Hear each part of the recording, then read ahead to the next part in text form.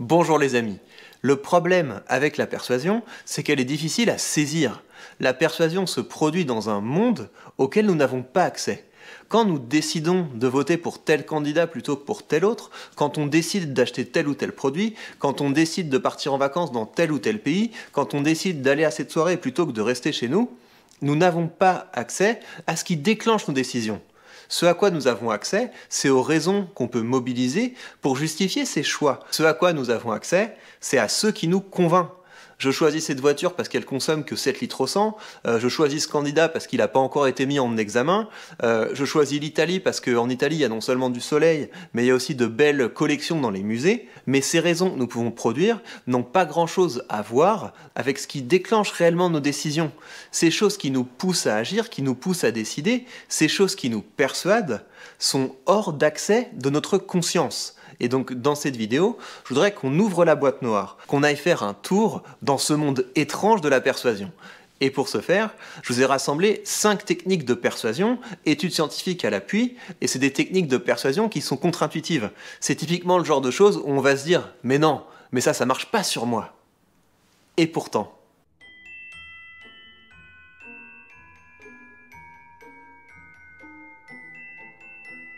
Pour que ce soit un peu sympa, j'ai classé ces techniques de persuasion de la moins loufoque à la plus loufoque. Et l'objectif, c'est que ça vous donne une idée, c'est que ça vous montre à quel point la persuasion peut se nicher là où on ne l'attend pas. En 5e position, si vous voulez être plus persuasif, parlez plus vite. Et donc ça, c'est quelque chose qui a été démontré par une étude classique en psychologie sur la persuasion. Il y a des chercheurs qui sont partis à la rencontre de passants, et ils ont fait écouter à ces passants un argumentaire enregistré sur les méfaits du café. Donc les passants devaient écouter cet argumentaire et ensuite on les questionnait pour savoir premièrement à quel point ils trouvaient l'orateur crédible, deuxièmement à quel point ils avaient l'impression que l'orateur maîtrisait le sujet, et puis troisièmement on évaluait l'adhésion des passants au message. Et donc dans certains cas, l'orateur qui faisait cet argumentaire sur les méfaits du café était présenté comme un serrurier, et dans d'autres cas il était présenté comme un biochimiste. Et dans certains cas, le message était délivré à un rythme de 102 mots par minute, et dans d'autres cas, le message était délivré à un rythme de 195 mots par minute. Et donc les résultats, c'est que les passants ont trouvé le serrurier plus convaincant, plus crédible, et ils ont été plus persuadés par le message quand il parlait plus vite, et pour ce qui est du biochimiste, ils l'ont trouvé encore plus convaincant, encore plus crédible, et ils ont été encore plus persuadés par le message quand il parlait plus vite. Et donc, il y a 2 hypothèses qui permettent d'expliquer ces résultats. La première, c'est que quand on parle vite, on donne moins la possibilité au récepteur d'évaluer le message de façon critique. Et donc ça pourrait avoir un impact sur la persuasion. Et puis l'autre possibilité, c'est qu'on a tendance à considérer que quelqu'un qui parle vite, il est sûr de lui et il sait de quoi il parle. Mais donc, c'est des questions qui sont pas encore tranchées, c'est des questions qui sont intéressantes à creuser, et personnellement, c'est des questions qui m'intéressent, et donc je passe pas mal de temps sur Google Scholar, qui est le Google des études scientifiques, et donc je vous encourage à en faire de même. Mais quoi qu'il en soit, si vous voulez être plus persuasif, exercez-vous à parler plus vite. En 4e position, si vous voulez être plus persuasif, épuisez-les.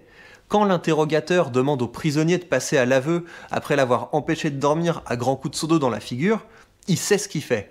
Et de même, quand un gourou du développement personnel, façon Tony Robbins, fait son pitch de vente à la fin d'une journée quand tout le monde est crevé, il sait aussi ce qu'il fait. C'est le psychologue américain Daniel Gilbert qui a le mieux décrit les mécanismes de la crédulité. Quand quelqu'un affirme quelque chose, on commence par le croire. Notre mode par défaut, c'est la crédulité. Et c'est seulement une fraction de seconde après qu'on va enclencher des mécanismes qui permettent d'évaluer de façon critique l'information. Et donc cette évaluation critique, ce test, il a un coût cognitif, et c'est beaucoup plus difficile de l'accomplir quand nos batteries sont à plat. Et donc ça, c'est quelque chose qui me semble important d'avoir à l'esprit. Quand on est plus fatigué, on est plus crédule, on est plus manipulable. Donc la prochaine fois que vous faites un meeting ou que vous donnez une conférence, emmenez votre public faire un footing avant, et votre message va être beaucoup plus persuasif. En 3e position, et là on commence à entrer dans des choses que je trouve assez loufoques, si vous voulez persuader, parlez-leur dans l'oreille droite. Donc ça, c'est quelque chose qui a été testé. Donc il y a des chercheurs qui ont fait écouter un argumentaire dans une oreillette à des participants. Et donc certains participants ont écouté l'argumentaire dans l'oreille droite, les autres participants ont écouté l'argumentaire dans l'oreille gauche, et ceux qui l'ont écouté par l'oreille droite ont été plus persuadés par le discours, ont été plus persuadés du message. Et ça peut s'expliquer par le fait que notre hémisphère gauche, il abrite nos compétences logico-linguistiques. Et donc notre hémisphère gauche, il est beaucoup moins bon client que notre hémisphère droit. Donc testez ça avec un ami, allez faire une promenade avec lui, et mettez-vous à sa gauche si vous avez envie de le persuader, et mettez-vous à sa droite si vous voulez qu'il évalue vos idées de façon critique. Et bien sûr, s'il est gaucher, il faut faire l'inverse. En deuxième position, si vous voulez les persuader, donnez-leur un sucre. Et ça fait référence à une étude qu'à l'époque j'avais trouvée amusante et à la fois un peu inquiétante. Il y a des chercheurs qui ont regardé les corrélations entre le taux de glucose dans le sang et la sévérité des décisions prises par des juges. Et donc, ce qu'on remarque, c'est que plus on s'éloigne du dernier repas, plus à demande égale, et donc en l'occurrence, ils testaient des demandes de liberté conditionnelle, et plus on s'éloigne du dernier repas, et plus les juges ont tendance à dire non, à rejeter les demandes. Donc si vous voulez être persuasif, la meilleure manière de commencer votre discours, ça devrait être « Mesdames et messieurs, prenez un chocolat ». En première position, si vous voulez persuader, changez de nom. Et là, je fais référence à une étude donc d'un chercheur qui a envoyé à des inconnus, à des gens qui ne connaissaient pas, un email en leur demandant de remplir un formulaire, de remplir un questionnaire. Et donc, ce qu'il a fait, c'est que dans certains cas, il s'est arrangé pour que le nom de l'expéditeur, donc le nom de la boîte mail de laquelle il envoyait l'email, ressemble au nom du récepteur. Donc, par exemple, s'il envoyait son email à une dame qui s'appelait Cindy Johnson, il allait l'envoyer depuis un email qui s'appelait Cynthia Johansson. Et ceux qui recevaient ainsi un email depuis un nom qui leur était familier, depuis un nom qui ressemblait au leur, ils ont été beaucoup plus nombreux à répondre à l'email et à renvoyer le questionnaire. Et il y a quelque chose qui est encore plus intéressant, c'est que quand on demandait à ces gens, mais au fait, pourquoi est-ce que vous avez décidé de renvoyer cet email? Eh bien, aucun ne mentionnait le fait que le nom leur était familier. Et donc, c'est encore une preuve du fait que nous ne savons pas ce qui nous persuade. Et c'est pour ça qu'il y a si peu de gens qui apprennent à persuader. Parce que quand on essaie de persuader, spontanément, on se demande, mais moi, qu'est-ce que je trouve de persuasif? Et c'est une mauvaise idée. Ce qu'il faut retenir, c'est que c'est pas en vous demandant, tiens, mais qu'est-ce qui m'a persuadé, que vous allez progresser en persuasion. Parce que la plupart des techniques de persuasion sont contre-intuitives.